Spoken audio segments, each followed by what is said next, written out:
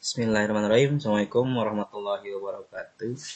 Selamat pagi anak-anak. Selamat berjumpa kembali dengan Bapak Denny Muhammad Yusuf SPD untuk mengisi pembelajaran pertama kita di semester genap ini.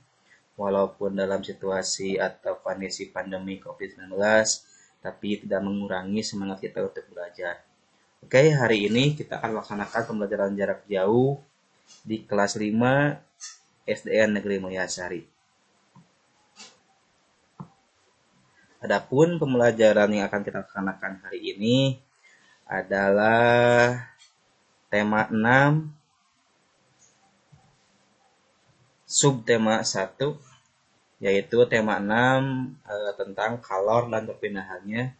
Kemudian subtema 1 tentang suhu dan kalor. Kita akan belajar tentang pembelajaran 1 pada hari ini. Tetapi sebelumnya untuk memutus mata rantai penyebaran COVID atau virus COVID-19, sebelum mulai jangan lupa 3M plus 1H. Apa itu 3M 1H? Yang pertama yaitu memakai masker ketika atau selama pembelajaran. Yang kedua, mencuci tangan sebelum dan sudah pembelajaran. Yang ketiga, menjaga jarak selama pembelajaran. Dan yang terakhir, hindari kerumunan. Oke, untuk mempersingkat atau mengefektifkan waktu, kita masuk saja kepada materi yang dipelajari, yaitu tentang kalor dan perpindahannya atau suhu dan kalor. Yang pertama, look at the picture. Lihat ya gambar ini, kalian coba perhatikan baik-baik apa sih gambar yang tertera di layar ini. Kemudian, pernahkah kalian mengalami hal seperti ini? Atau pernahkah kalian melihat kondisi di lingkungan sekitar kita yang menggambarkan momen-momen seperti pada gambar? Perhatikan gambarnya baik-baik. Yang pertama, yang kedua, yang ketiga, yang keempat.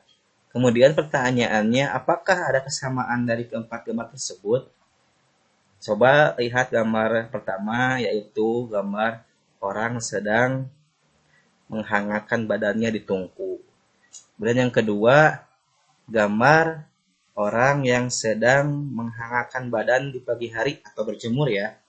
Dan yang ketiga, gambar sedang memasak di atas kompor. Dan yang gambar keempat yaitu gambar ketika kita menjemur pakaian. Tentu kita sudah sering melihat hal seperti ini.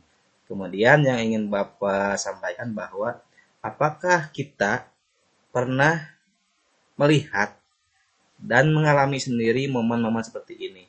Kemudian kesamaannya apa sih?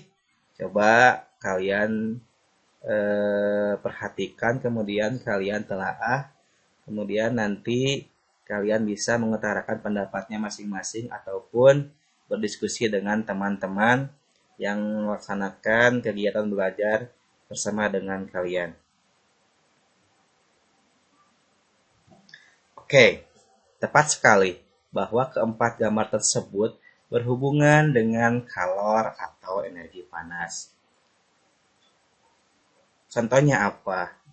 Di gambar yang tadi, contoh kita ada orang yang sedang menghangatkan tubuh. Di sana juga ada api ya kan? Di sana ada sumber panas. Kemudian sumber panasnya adalah api. Gambar yang kedua ada orang yang menghangatkan badan di pagi hari dan ada gambar yang sedang menjemur pakaian. Itu juga ada sumber panas sama sumber kalor, yaitu matahari ya, alami.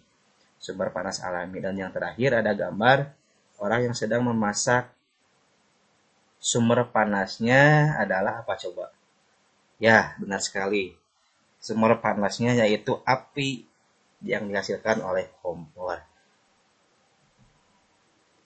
Kemudian di halaman kalian boleh sambil membuka buku paket kalian tema 6 ya. Coba kalian lihat di halaman 2, di sana ada teksnya. Teks tentang sumber energi panas. Apa sih sumber energi panas itu? Apa sih pengertian panas itu, apa sih kalor itu, dan apa-apa saja contohnya kalian bisa sambil membaca nanti untuk memperdalam pengetahuan kalian. Tapi Bapak akan coba menjelaskan tentang esensi-esensi atau inti dari teks yang nanti kalian akan baca, yaitu sumber energi panas. Benda yang dapat menghasilkan energi panas disebut sumber energi ya. Sekali lagi, benda yang dapat menghasilkan energi panas disebut sumber energi panas. Sumber energi panas dapat kita jumpai di alam. Salah satunya adalah matahari yang seperti tadi contoh. Matahari merupakan sumber energi panas terbesar alami itu ya. Semua makhluk hidup memerlukan energi panas matahari. Energi panas matahari membantu proses pembuatan makanan pada tumbuhan yang disebut sebagai proses fotosintesis. Makanan yang dihasilkan dari hasil fotosintesis menjadi sumber energi bagi makhluk hidup lainnya termasuk manusia ya kita. Jadi kita sangat memerlukan energi panas, apalagi energi yang dihasilkan oleh matahari. Di paragraf kedua, energi panas matahari dapat menerangi bumi sehingga udara di bumi menjadi hangat. Coba kalian bayangkan kalau tidak ada matahari, ya itu pasti terjadinya apa? Kalau tidak ada matahari, ya kiamat ya kalau tidak ada matahari. Kemudian dalam kehidupan sehari-hari, energi panas matahari dimanfaatkan dalam berbagai kegiatan manusia. Misalnya yang tadi ya, misalnya panas matahari digunakan untuk mengeringkan padi setelah dipanen. Kalian pasti sering melihat orang tua kalian atau tetangga kalian yang sedang mengeringkan padi di halaman rumah. Itu juga sama, padi akan cepat mengering bila mana ada panas matahari. Kemudian mengeringkan garam, mengeringkan ikan asin, bahkan untuk mengeringkan pakaian yang basah seperti contoh yang tadi Bapak di slide sebelumnya. Kemudian di paragraf ketiganya ini ya yang harus kita kita coba praktekkan. Cobalah kamu gosokkan kedua tanganmu selama 1 menit seperti ini. Kita gosokkan tangan selama 1 menit terus. Kemudian apa yang kamu rasakan? Coba ya selama 1 menit nanti kalian coba gosokkan terus tangan selama 1 menit. Kemudian apa yang akan kalian rasakan? Kemudian contoh yang lain, ambillah sebuah mistar plastik, tidak ada plastik, kalian ambil, kemudian gosok-gosokkanlah mistar tersebut ke kain yang kering selama 2 menit. Lalu sentuhlah permukaan mistar plastik itu, apa yang kamu rasakan? Jadi nanti kalian bisa coba menggosok-gosokkan mistar plastik ya, mistar yang sering kalian pakai itu ke kain yang kering, ke baju kalian boleh. Gosokkan selama 2 menit, kemudian pegang mistar tersebut, apa yang kalian rasakan.